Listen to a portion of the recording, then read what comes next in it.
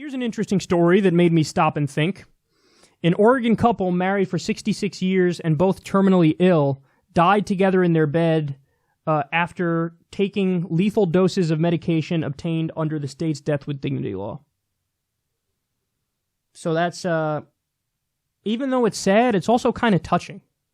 So NBC explains here, on the last morning of their lives, Charlie and Francie Emerick held hands. The Portland, Oregon couple married for 66 years and both terminally ill died together in their bed on April 20th, 2017, after taking lethal doses of medication obtained under the state's death with dignity law.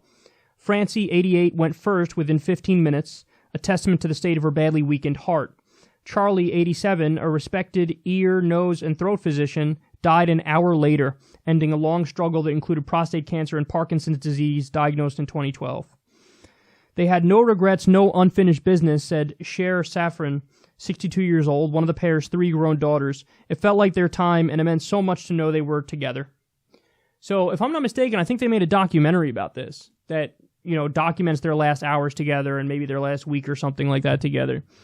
And yeah, listen, even though it seems like an extreme idea, I think ultimately this is the opposite. This is the most kind, tolerant, open-minded, least bad option when you're on your way out. I don't know about you guys, but if I was given some terminal illness and I knew I was going to be in excruciating pain in a short amount of time, I think I might want to do death with dignity. I think I might want to, because they go on to explain there's no pain whatsoever. You just go to sleep and you're gone.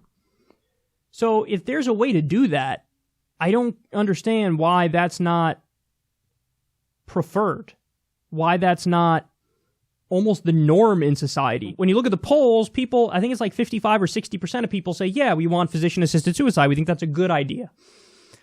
So I think this film, this story can change some people's hearts and minds about this and let them understand that actually it's a more sympathetic and rational approach to death versus the opposite approach, which would be, let's all just be in extreme suffering until we die a painful death.